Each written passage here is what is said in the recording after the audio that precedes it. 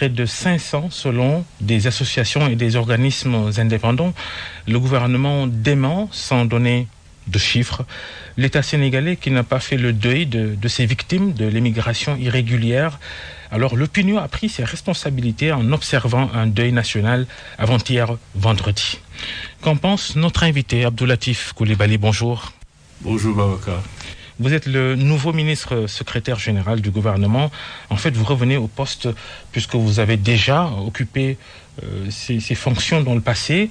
Votre réaction à ce deuil national non officiel, mais observé par une partie de l'opinion, un hommage aux victimes de l'immigration clandestine, ces Sénégalais qui ont perdu la vie en mer en tentant de rallier l'Europe dans des embarcations pas forcément adaptées.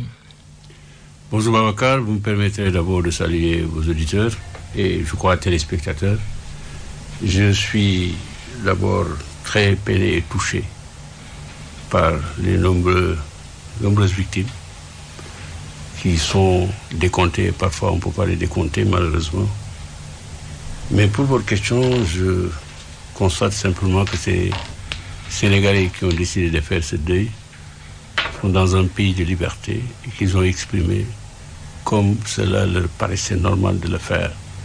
Je n'ai vraiment pas de remarques particulières à faire par rapport à ça, sinon que de prier avec eux pour le repos de l'âme de ces jeunes qui sont perdus et à jamais. Quels sont les chiffres du gouvernement sur cette nouvelle vague de voyages clandestins vers les côtes espagnoles notamment? Quel que soit le gouvernement au monde qui fait face à des situations pareilles, vous n'êtes pas en mesure de décompter et de dire voilà le nombre de partants et voilà le nombre de morts. Et c'est tout à fait normal et logique.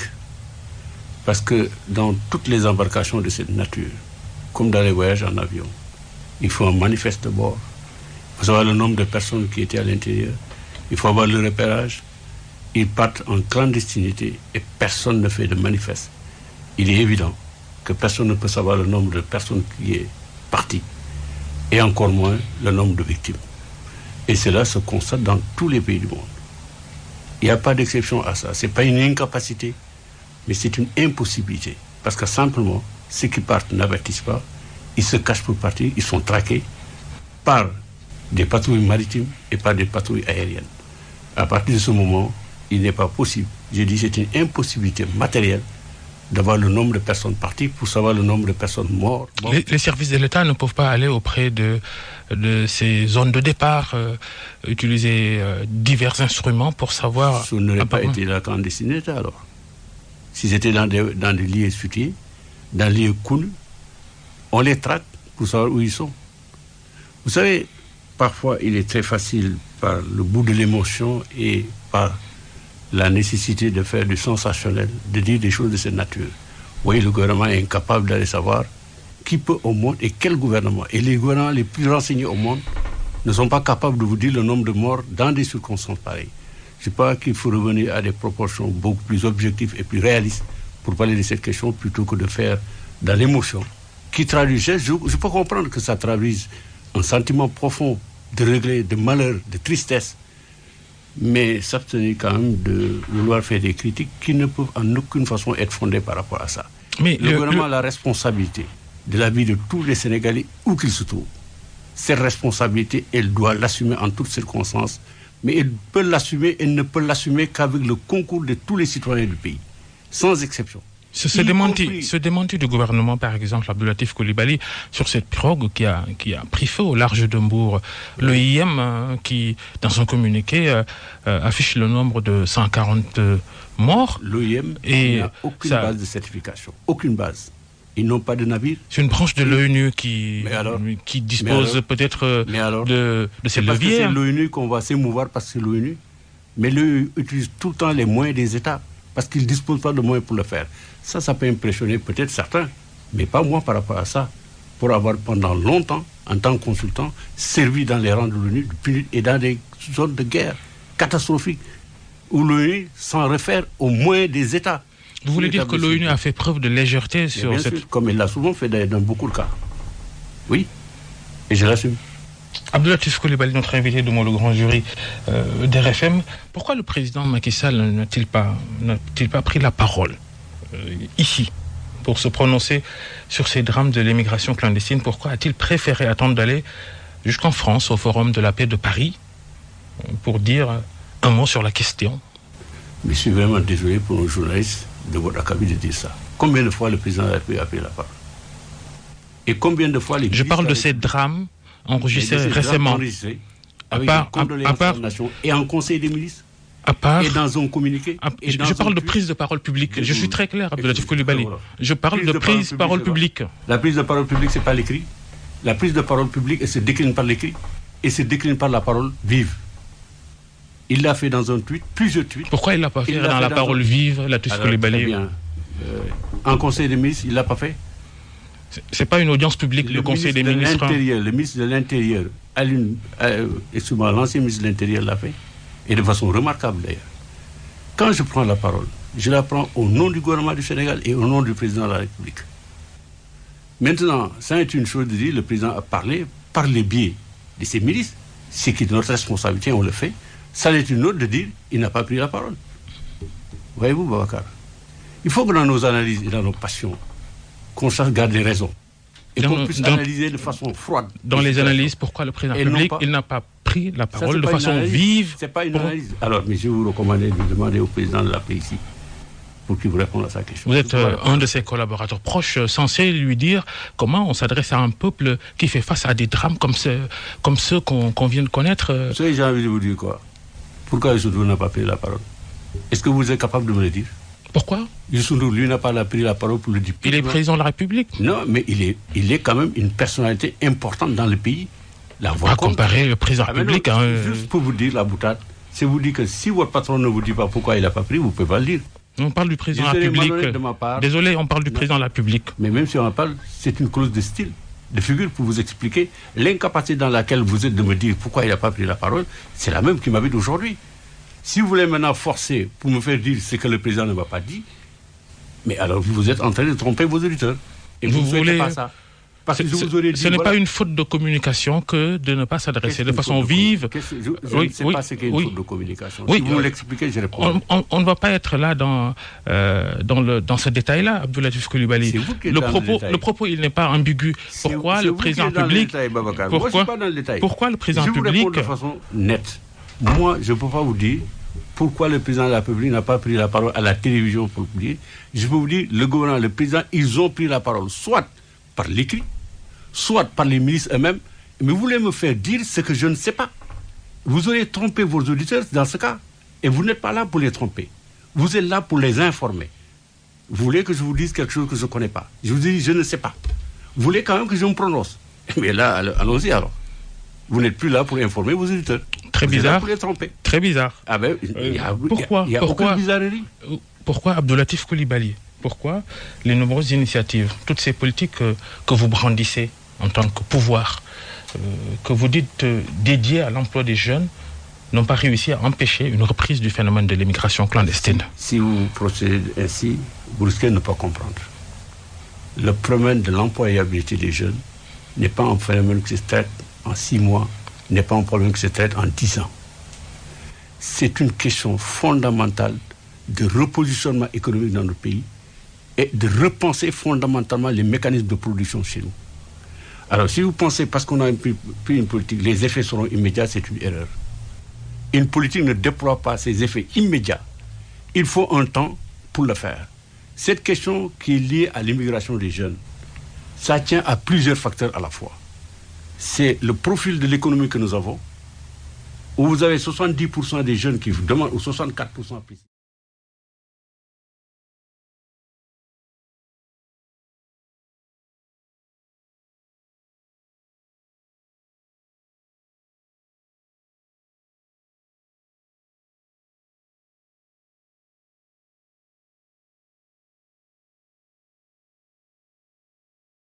D'une vingtaine d'années, d'une trentaine d'années, parce qu'il s'agit de reconfigurer totalement le système de production et de formation dans notre pays.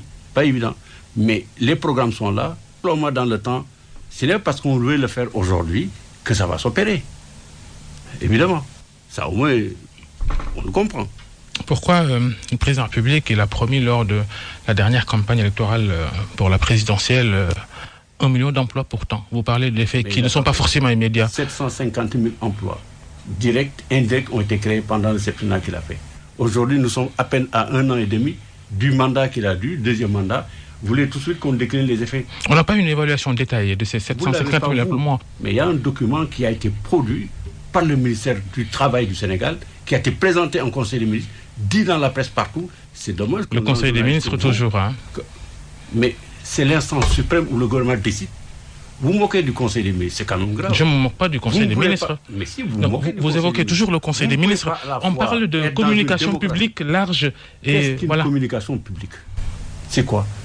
D'abord, on parle d'information publique. Ça n'existe pas, la communication publique telle que vous voulez définir. Le gouvernement donne des informations, il faut le savoir. L'information publique, elle est organisée, on la diffère. La cosmétique autour de ces communications, autour de l'information publique, ça c'est de la com. Nous ne sommes pas toujours ici pour faire de la com, mais pour donner les informations publiques. Quand vous allez aujourd'hui dans toutes les études qui ont été réalisées, à la fois par le gouvernement et par des organismes indépendants, vous saurez quelle est la situation de l'emploi au Sénégal. Il y a un faux document que des gens ont pris, qu'ils ont fait circuler, qui est un fake news de façon absolue, sur lequel le ministère du Travail est revenu en donnant les statistiques normales et en convoquant même des statistiques faites par des organisations internationales. Mais si vous n'avez pas lu tout ça, évidemment, vous pouvez poser les questions que vous posez. Non, je suis désolé, Abdoulatif Coulibaly. Je suis certain que vous ne l'avez pas lu. Non, je suis désolé, mais vous ne répondez pas tout à fait. Quand on vous pose des questions, répondez directement, s'il vous plaît. C'est moi qui réponds de la façon dont j'entends répondre. Oui, mais vous renvoyez toujours des questions. J'ai dit ce document de l'OIT. Allusion à ce document de l'OIT, justement. Ce document de l'OIT auquel vous faites allusion. C'est un faux document. Dites-nous ici, dans cette émission, quels sont les chiffres réels? Mais je vous l'ai dit, 750 000 emplois. 750 000. On n'atteint pas un objectif à 100%. Si on l'atteint à 90%, c'est atteint l'objectif. Ou bien vous ne savez pas ça. Mais alors, ça c'est grave quand même. Abdoulatif Coulibaly, la suite de cette émission. Le gouvernement du 1er novembre, qui a été annoncé au moment donc où des centaines de jeunes Sénégalais bravent les aléas de la mer pour rejoindre l'Europe, cette équipe gouvernementale retouchée, remaniement léger, c'est pour, dites-vous, justement répondre à ces questions. On se demande ce qui change quand on voit ces 5 nouveaux ministres qui entrent, quand on constate également que la majorité des membres de ce gouvernement sont de l'équipe sortante et qu'ils gardent presque tous les mêmes fonctions. Ça va changer quoi comparé à l'équipe précédente et par rapport aux 8 ans que Macky Sall a déjà passé à la présidence de la République? Avocat, je sais que vous aimez bien les faits. Le gouvernement n'a jamais dit que le gouvernement qui a été changé, c'est pour faire face à la situation des jeunes qui bravent la mer. C'est pas exact.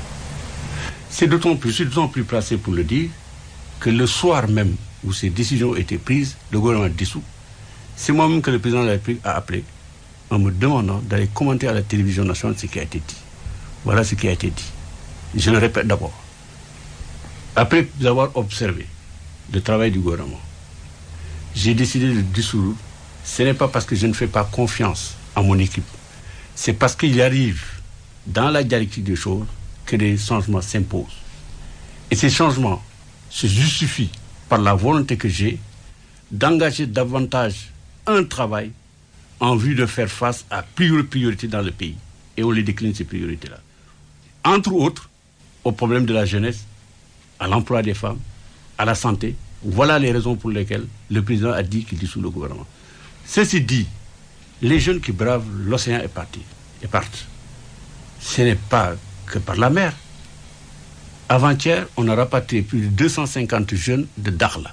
Ils partaient par la route.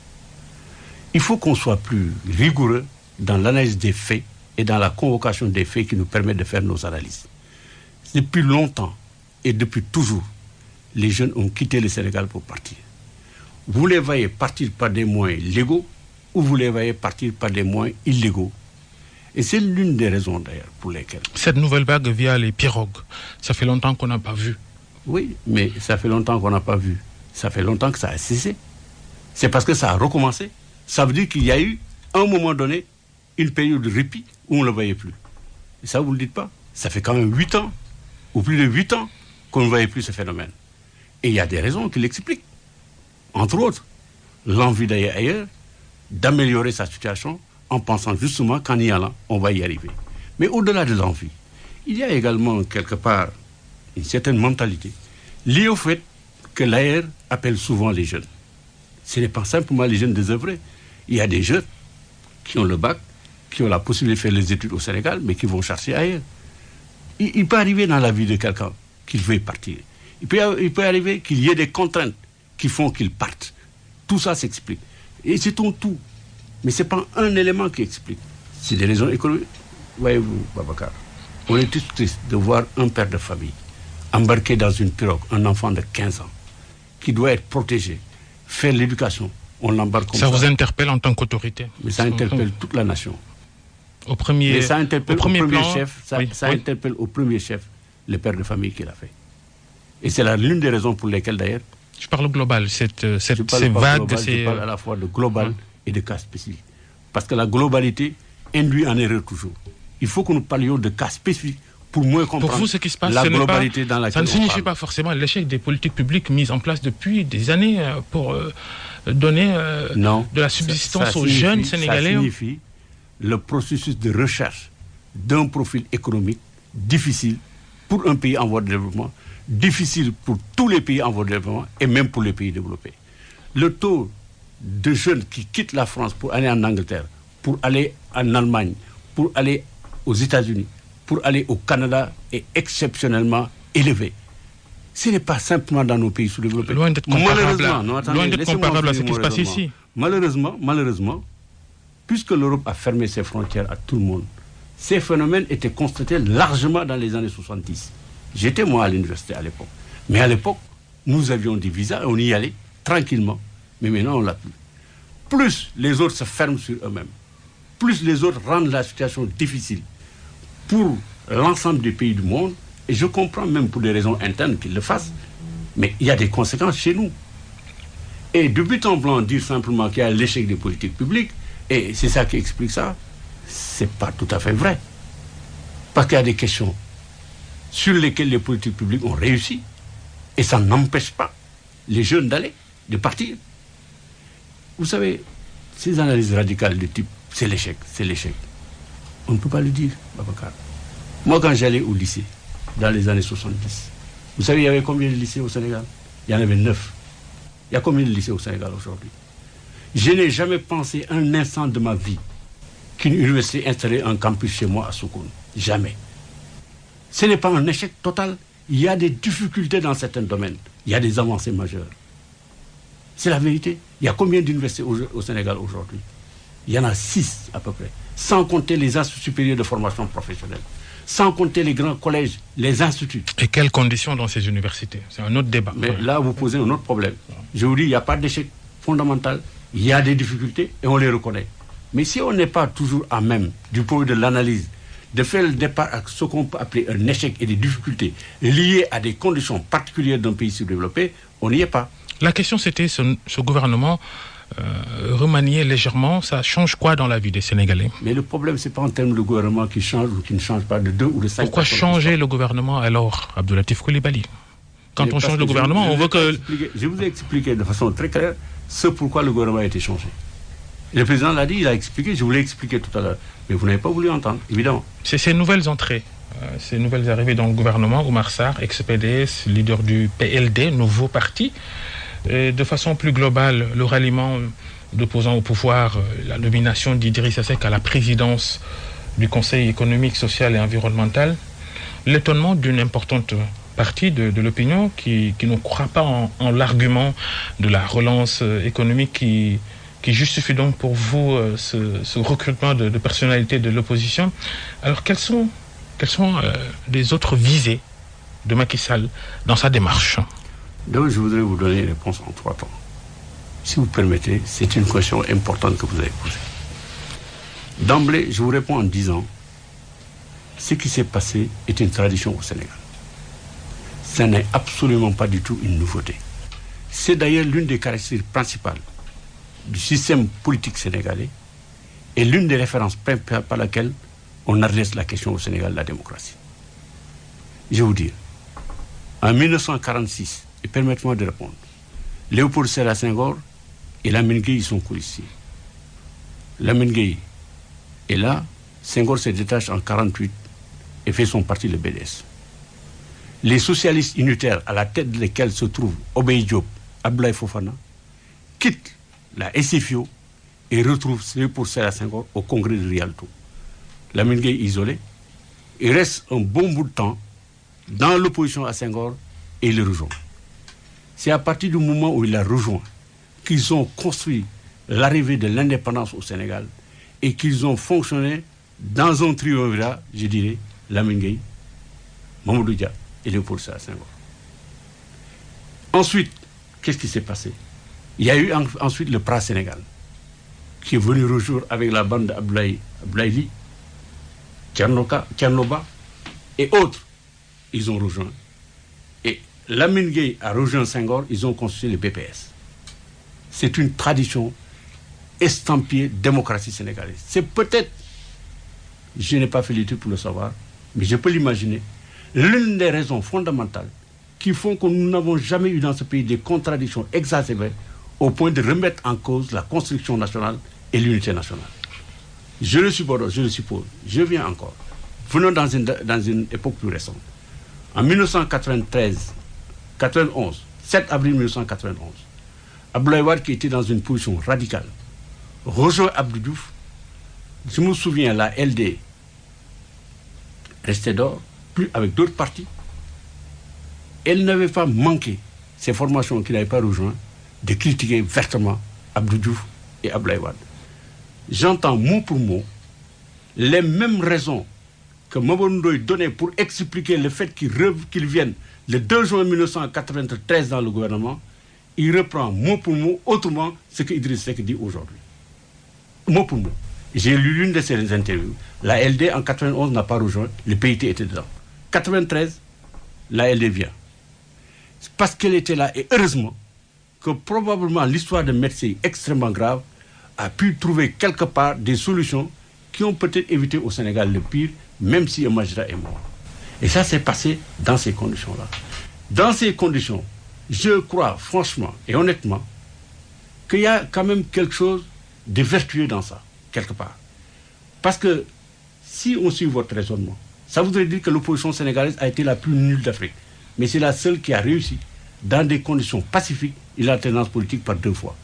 Quelle est donc la nullité de cette opposition-là, qui se retrouve à des moments donnés, précis, avec le pouvoir, pour négocier des choses qui sont importantes et en vue de pacifier le pays et de mieux travailler.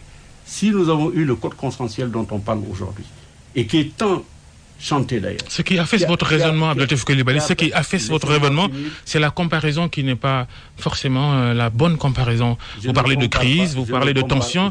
On n'en est pas là aujourd'hui en 2020. Je ne compare pas. Je vous explique ce qui se passe aujourd'hui. Ce qui se passe aujourd'hui est à la lumière de l'histoire. Qu'est-ce qu'on dit? L'avenir se construit à la lumière de l'histoire, du présent et du passé. C'est ça que je vous explique. Toute analyse, je veux dire, qui est une démarche dialectique et qui est une démarche intelligente par rapport aux faits qu'on analyse, et à la fois du passé, du présent et les perspectives se décident. Oui, d'accord. Voilà. Mais franchement, Abdelatif Coulibaly... Je sais que vous êtes gêné parce que c'est une analyse. Oui. Vous aimez toujours dire des raccourcis, des raccourcis et des généralités et des globalités. Dans lesquelles on ne comprend rien du tout. Pourquoi votre analyse, elle est défaillante? Parce que le principal concerné dans cette affaire, Idrissa Seck, lui-même dit qu'il discute avec Macky Sall depuis 15 mois. Alors, que ça change, oui, ça change quoi? Ça change que durant ces 15 mois, le pays ne vit pas une crise profonde qui justifierait des compromis et compromissions entre pouvoir et opposition. Mais qui vous a dit que c'est des crises profondes qui justifient? J'ai jamais dit ça, moi. Sur 93, vous évoquez l'assassinat de Maître Sey qui a rapproché les uns et les autres pour trouver une issue pacifique à la situation de l'époque. J'ai dit la LD, en 93, a rejoint. Et si l'affaire Maître a été pacifiée, qu'Abdoulaye Wade est arrivé en 95 dans le gouvernement, entre autres, c'est sans aucun doute sa participation dans le gouvernement. Pourquoi vous déformez ce que je dis? Je n'ai pas dit ce que vous avez dit. Je vous ai expliqué le processus par lequel on est arrivé à ça. Et j'ai conclu en disant, la conclusion à laquelle vous avez abouti en disant, cela traduit la vacuité de l'opposition sénégalaise et du pouvoir politique. Je dis pas tant que ça. Parce qu'on a engrangé des résultats probants par rapport à la démocratie. Et la manifestation la plus spectaculaire, c'est l'alternance de 2000 et l'alternance de 2012. Voilà ce que j'ai dit. Que vaut maintenant la parole des politiques à nouveau discrédités.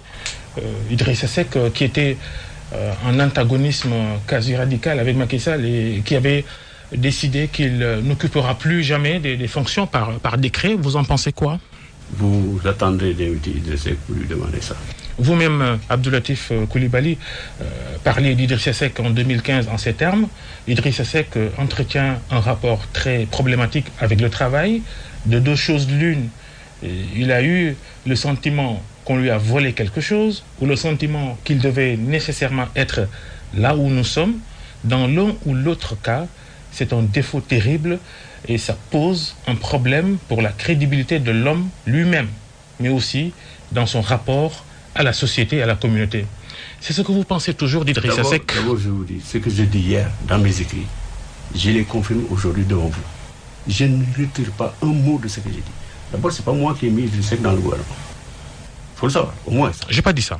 J'ai dit, est-ce que vous pensez toujours la même chose à son propos? Si c'est moi qui devais le mettre dans le gouvernement, vous m'auriez posé la question, ça aurait eu un sens. C'est pas moi. Je le dis. Mais c'est pas parce que c'est pas moi que je ne soutiens pas ce qui est fait aujourd'hui. Non, du tout, ça n'a rien à voir. Êtes-vous cohérent mais alors? Si vous me demandez par rapport à mes analyses, vous pensez que je ne suis pas cohérent? Est-ce que vous pensez que tous les gens qui sont à des niveaux de responsabilité ont toutes les qualités pour le faire? Vous le pensez-vous? Ou ils ont toutes les vertus pour être là où ils sont? Mais non. Mais il n'empêche qu'ils sont là. Probablement, il y a des gens qui sont plus méritants que vous d'être ici, et des gens plus méritants que moi pour être secrétaire général du gouvernement. Mais c'est vous qui êtes là, et c'est moi qui suis là. Vous pensez toujours la même chose de lui? Je vous dis, je ne retire pas un mot de ce que j'ai écrit. Vous voulez que je vous le dise autrement? Ou comment? Macky Sall va-t-il faire d'Idrissa Seck son dauphin, Abdoulatif Coulibaly, comme le pensent certains? Les spéculations, ça franchement, c'est pas mon fort. Quand j'étais journaliste, j'ai parlé des faits. Pas de spéculer comme ça. Vous avez fait plusieurs analyses dans cette émission. Oui, mais je n'ai pas analysé ça. Voilà. Parce que pas une analyse, c'est une spéculation. Macky Sall pense-t-il se représenter à la présidentielle? Vous savez, Babacar, j'ai appris quelque chose en journaliste. Vous l'avez certainement appris aussi. Le journaliste a la liberté de poser des questions qu'il veut et l'interlocuteur a le droit de refuser de répondre. Je ne réponds pas à ces questions. Où est passé le courageux Latif Coulibaly, tant choyé justement par ses jeunes confrères? Que je ne suis pas courageux, d'autres Sénégalais pensent le contraire. Quelle est votre opinion sur le débat sur le troisième mandat? Vous pensez être plus malin que moi. J'ai beaucoup plus d'expérience que vous pour ne pas répondre à votre question. Le livre de Thierno Alassane Sall, le protocole de l'Élysée, confidence d'un ancien ministre sénégalais du pétrole, de graves accusations de corruption sur l'attribution de licences de pétrole et de gaz, dans lesquelles le président de la République du Sénégal, son frère Kadé Aliou Sall et d'autres personnalités, d'anciens ministres, sont cités. Le président Macky Sall n'a jamais réagi à ces accusations très graves contenues dans ce livre écrit par son ancien ministre. Pourquoi? Vous savez, moi je vous dis une chose. Ce que je pense de Thierno Alassane Sall, je l'ai développé dans 7 pages dans mon dernier ouvrage. Je l'ai dit, je répète. J'ai dit en résumé ceci. Il est très facile d'accuser. Je vais vous donner un exemple type. On a donné à Total un bloc qu'on aurait pu et dû réserver aux générations futures pour qu'ils l'exploitent. Supposément qu'il y a du pétrole dans ce bloc. Total est à son premier forage, rien n'a été trouvé. Ils ont dépensé plus de 50 millions d'euros. Rien n'a été trouvé. Donc, tout ce qui était supposé en arrière, dire qu'il y a un bloc de pétrole, on sait à peu près qu'il y a du pétrole, qui aurait justifié qu'il y ait de la corruption sur la base, tombe de lui-même. Tombe de lui-même. Parce que l'exploration pétrolière, il n'y a aucune garantie. Où mettez votre argent? Ils ont perdu de l'argent et d'autres en ont perdu d'ailleurs, et d'autres en perdent. Comment je peux à partir de là considérer que ça et ça? Vous savez, moi, mes idées, je les défends. Et je les défends par écrit. Et l'histoire reste. Je vous renvoie à la lecture de mon livre, c'est tout ce que je peux dire. Il n'y a pas que l'affaire Total évoquée par Thierno Alassane Sall. L'affaire Petro-Tim semble beaucoup plus grave. Je ne suis pas venu ici pour répondre à Thierno Alassane Sall. Je vous pose des questions sur des écrits qui concernent votre gouvernance, de graves accusations de corruption. Vous dites c'est des accusations. Il n'en a apporté aucune preuve de ce qu'il dit. Il évoque des faits, des entretiens, des réunions, des rencontres. Si vous dites des choses, vous dites des faits, mais attester la preuve de poser ça, c'est ça la difficulté. Quand, par exemple, vous êtes le secrétaire général du gouvernement, c'est pas rien dans ce qu'il a raconté dans son livre. Quand des décrets ne sont pas complets, pas numérotés, et sur la base de ces décrets, on attribue des contrats, des contrats d'exploration de gisements de pétrole et de gaz, vous estimez que c'est pas grave? Il fait du formalisme auquel il ne comprend rien du tout. Il parle de formalisme, d'alléger, il ne comprend rien. Chacun dans ce qu'il sait faire dire. Après, il ne comprend rien à ça. Mais il vous bluffe parce que simplement, c'est facile de vous bluffer. Vous voyez, vous vous accrochez à ces décrets autres-là parce que vous n'y comprenez rien. Il suffisait, avant de venir à l'émission, d'aller voir quelqu'un qui comprend, il vous aurait expliqué très bien ça. Quand on commandite une enquête auprès de l'IGE et que cette inspection générale d'État ne finit pas encore son travail, on signe des décrets d'approbation, signés Macky Sall. Quelle interprétation faut-il faire de ça? Franchement, il faut que vous compreniez une chose. Quand le président recommande, demande à l'IGE, c'est à titre informatif qu'il le fait. Il faut que vous sachiez ce document est à l'usage exclusif du président de la République. L'IGE a un travail remarquable qu'il fait. Il n'a pas le droit de faire n'importe quoi, le président de la République, parce que l'IGE conclut que Petro-Tim n'avait ni les capacités financières et techniques pour être attributaire de ses licences. C'est un choix. Voyez-vous, c'est son choix et je vous explique. Il aurait été plus complexe et plus compliqué pour l'État du Sénégal de refuser, pas d'approuver, parce qu'ils ont été déjà signés et quasiment approuvés. Simplement le décret d'approbation qui a été engagé, au moment où le pouvoir changeait de main, n'a pas été enregistré. Il fallait reprendre la procédure. Donc, Babacar, il était plus logique, plus cohérent de signer et d'approuver que de refuser. Pourquoi? Nous aurions eu sur le dos plus de 3 contentieux devant les tribunaux. Nous n'étions pas sûrs de le gagner. Troisièmement, nous étions en train de payer une dette pour résiliation de contrats miniers de l'ordre de 75 milliards de francs CFA. Il faut le savoir. Quand vous arrivez au pouvoir, vous êtes en face de vous avec des risques énormes d'être encore condamné, de payer encore probablement 100 milliards de francs CFA. Je vous rappelle que Franck Timis, dont on parle... Si on reste sur les mathématiques, Latif Coulibaly, Franck Timis a revendu ses actifs à Cosmos à 200 milliards de francs CFA. Pourquoi l'État du Sénégal, qui n'a pas préempté ces actifs-là, pour gagner, s'il faut payer 100 milliards, gagner 200 milliards, payer les 100 milliards? Vous ne voulez pas écouter mon raisonnement. Ça vous aurait permis de comprendre. Simplement. Quand vous dites on aurait dû signer, on n'aurait pas dû approuver, je vous démontre par A ou B qu'il était plus simple pour nous, pour lui, d'approuver, d'éviter un contentieux éventuel, et même, heureusement qu'il a signé. Parce que s'il n'avait pas signé, qu'est-ce qui serait passé? Le bloc aurait été en contentieux, probablement aucune compagnie n'aurait repris ce bloc-là. Qu'est-ce qui serait advenu aujourd'hui? On n'aurait pas découvert du gaz ou du gaz. Voilà la réalité des choses. Il a signé, on a découvert du gaz. Et si on n'avait pas signé, la partie à l'ouest, si elle avait signé, qu'est-ce qui serait passé? Vous savez, les bassins sont communicants. Quand ils signent, c'est quoi? Ils commencent à exploiter avant nous. Ils pompent le gaz chez nous. C'est aussi simple que ça. La main de Dieu a fait que le président a signé et a approuvé. Ne l'aurait-il pas fait, nous aurions sans aucun doute perdu. Parce que le gaz est à cheval sur les deux pays. Le loi du Yakoula. Pourquoi, si Thierno Alassane Sall ne dit pas la vérité dans son livre, et je rappelle, ce sont des écrits très graves. Pourquoi lui il accuse. Oui, il accuse. Amène des preuves. Il les publie dans son document. Vu la gravité des accusations, pourquoi les personnalités, au premier chef, le président public cité dans ces transactions, pourquoi vous ne donnez pas de suite à ces écrits-là? Mais franchement, vous avez une obsession. Vous avez une obsession du président de la République. Peut-être oui. Oui, mais pourquoi? Mais parce qu'il est cité dans ce livre dans des accusations très graves. Non seulement, à l'époque, le premier ministre du Sénégal a pris la parole, a dit toute la vérité qui était à la disposition du gouvernement sénégalais. Moi-même, j'ai consacré plus d'une quinzaine de pages à ces questions dans mon ouvrage, publié même dans une revue internationale.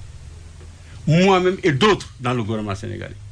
Mais pourquoi vous pensez qu'à chaque fois qu'il y a une question qui se pose, le président doit sortir pour parler? Je ne dis pas qu'il parle. Donner des suites judiciaires à des accusations aussi graves. Pourquoi vous ne le faites pas? Est-ce que vous avez vu le président faire des suites judiciaires depuis qu'il est là? Donner des suites judiciaires à tous les gens qui le calomnient et l'accusent. Il est plus grand que ça. C'est pas un raccourci, ça, Latif Coulibaly. C'est vous qui faites des accusations. Parce que le problème, quand on accuse de corruption. Le problème que tu as, et c'est vrai, c'est le problème de manque de fond dans ce que tu dis. Parce que si tu avais le fond de ces choses-là, tu n'aurais pas posé les questions telles que tu les poses. Et ça, c'est un vrai problème. Ça, c'est une stratégie de notoriété publique, stratégie de Latif Coulibaly. À chaque fois qu'il passe dans nos émissions, on est très content de vous recevoir. Si ce que vous est vrai, pourquoi vous m'invitez? Moi, je ne m'invite jamais dans les médias. Je répète la question.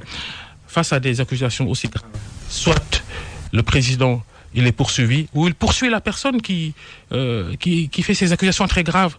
Quelles sont les suites que vous allez donner aux accusations de Thierno Alassane Sall dans son livre sur les contrats pétroliers et gaziers? Franchement, Babacar, pose-moi d'autres questions, quoi. Ça, vraiment, j'ai aucun intérêt à répondre par rapport à ça. Parce que ça ne sert à rien du tout. Les gens qui nous écoutent, ce n'est pas le problème, ça. On reparle de la prise de parole de Macky Sall au Forum de la paix de Paris cette semaine. Sur la question sur l'islamophobie, le chef de l'État sénégalais appelle le président de France, Emmanuel Macron, à considérer qu'il faut plus de tolérance sur les différences. Certains applaudissent, d'autres estiment, en revanche, que cela a été vague comme position face aux propos de Macron, qui dit que la France ne va pas abandonner les caricatures du prophète Mohammed. Et que les autres qui applaudissent, ils ont des raisons pour applaudir. Les autres qui considèrent qu'il ne va pas aussi loin, ils ont des raisons. C'est ça la démocratie aussi. Et on est dans un pays démocratique. Je ne veux pas critiquer ceux qui disent qu'il ne veut pas aller loin. Non, ce n'est pas mon rôle. Voilà. Moi, je trouve personnellement qu'il est allé là où il fallait aller.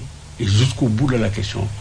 Parce que Macky Sall n'est pas dans une arène diplomatique mondiale. Macky Sall est dans une arène qui a des règles, des convenances et des comportements à faire observer. Donc je suis parfaitement en accord avec ce qu'il a dit. Et je pense qu'il est allé aussi loin qu'un chef d'État qui respecte les usages, les coutumes dans la diplomatie font. Voilà. Macky Sall face à l'avenir, surtout sur le plan politique, ces personnes qui ont été... Si j'avais les possibilités, je vous trouverai une audience avec lui et une interview. Et alors, moi, je veux Macky Sall. On va commenter un peu ces sorties de personnalités du gouvernement. On va les citer toutes peut-être, ces personnalités: Amadou Ba, Matar Cissé, Aly Ngouille Ndiaye, Oumar Youm. On va ajouter Mimi Touré, qui a été limogé de la présidence du Conseil économique, social et environnemental. Vous en perdez pas un peu peut-être du poids un peu politique?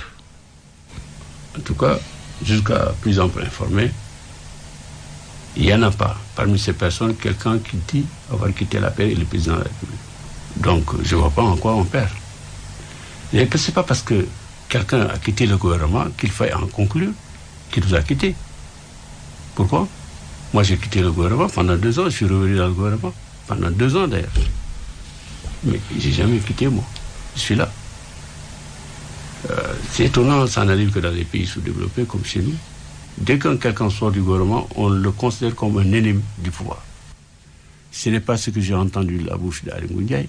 Ce n'est pas ce que j'ai entendu d'Amadou Ba. Ce n'est pas non plus ce que j'ai entendu de Youm. Vous ne citez pas Aminata Touré. Il est vrai. Non, je viens à Aminata Touré. Il est vrai qu'Aminata Touré est parti. Vous, les journalistes, vous avez relevé qu'il n'a pas mentionné une seule fois le nom de Macky Sall. C'est son droit le plus absolu. Comment vous prenez ça à la présidence par rapport à ça.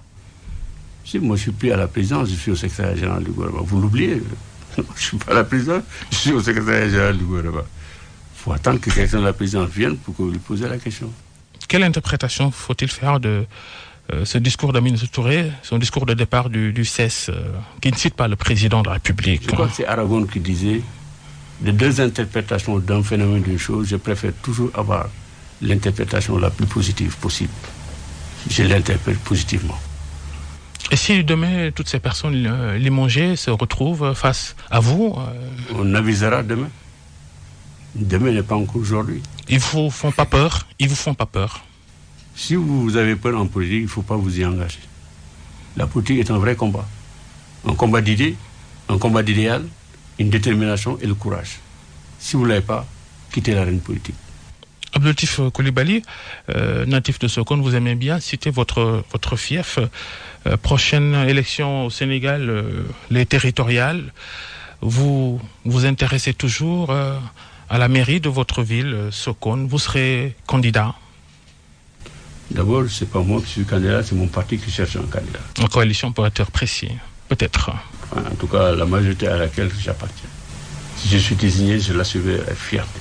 Et j'ai envie que je sois désigné. Vous comprenez? Si ma majorité me désigne comme candidat, j'en serai fier. Et j'ai envie que cela soit ainsi. Votre retour aux affaires, après la pause porte-parole de la présidence de la République, auriez-vous aimé être à la tête d'un ministère plein, d'un portefeuille, comme vous avez été à la culture? Les acteurs culturels ont réagi à cette émission. Ils disent que vous étiez un très bon ministre de la Culture. Est-ce que vous auriez aimé disposer d'un portefeuille plein pour peut-être montrer d'autres compétences? Je vous réponds de façon quelque peu triviale. Auriez-vous aimé être directeur général de immédiat? Partout, pourquoi vous en avez et que les autres n'en auraient pas? Voilà, c'est ça. La vie, l'être humain est fait d'ambition, de projets. Et c'est normal. Je ne vous le reprocherai pas. Est-ce que... C'est pas partie de ce qui reproche aux autres d'avoir des ambitions. Les ambitions, elles sont légitimes. Quand ce remaniement ministériel intervenu le 1er novembre a été annoncé, beaucoup s'attendaient à des changements beaucoup plus importants. À l'arrivée, léger remaniement. En termes quoi?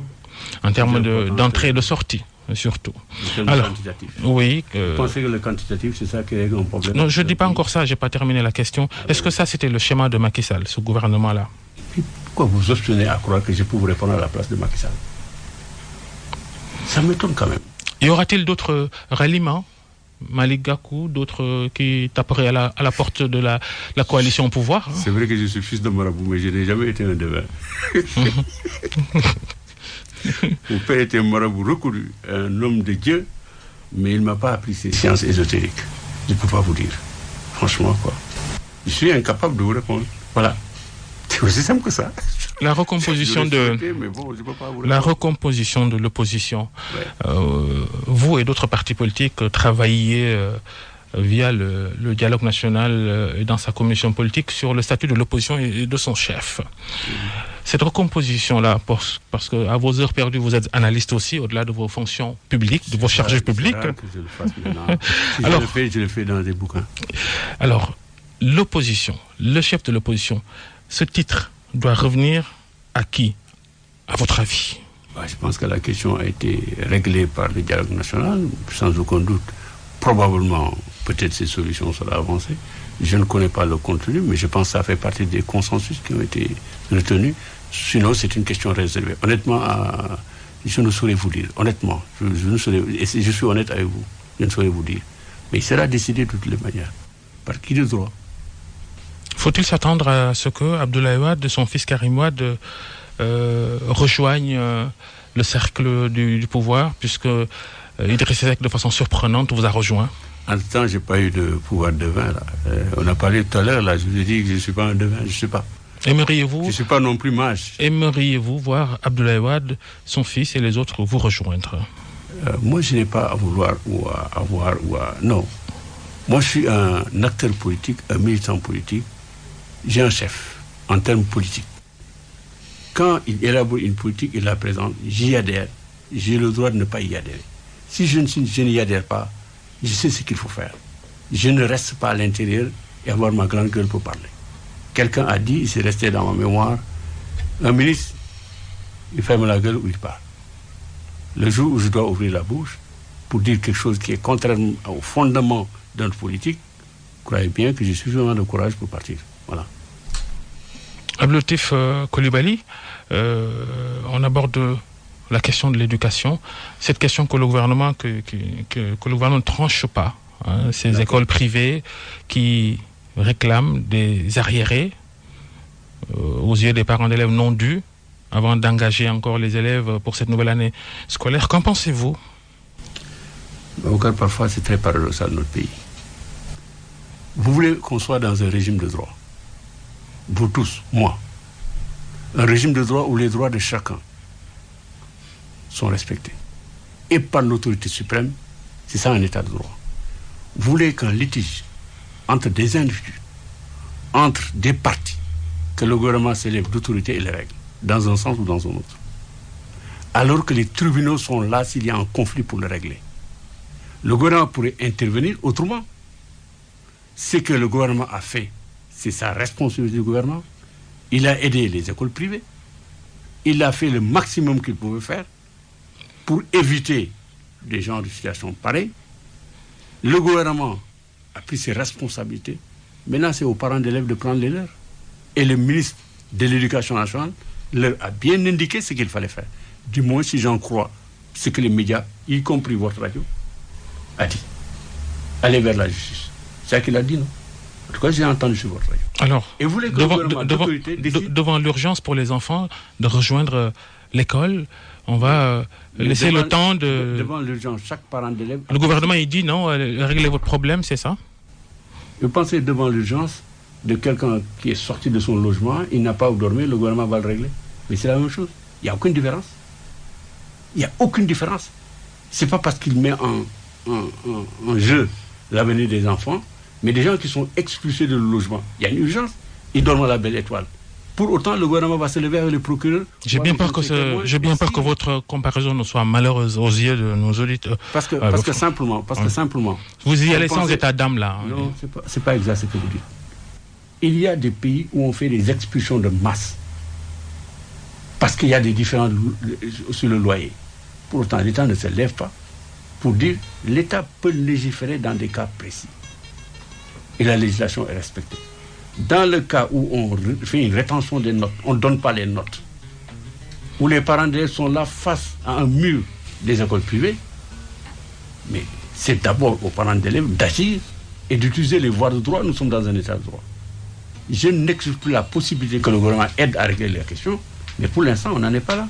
Merci Abdou Latif Coulibaly d'être passé devant le grand jury des RFM. Je rappelle, vous êtes le ministre secrétaire général du gouvernement. Merci à Abdou et Yaya. Merci à Maggie, Digital. Restez avec nous, les programmes continuent. Le grand jury revient la semaine prochaine.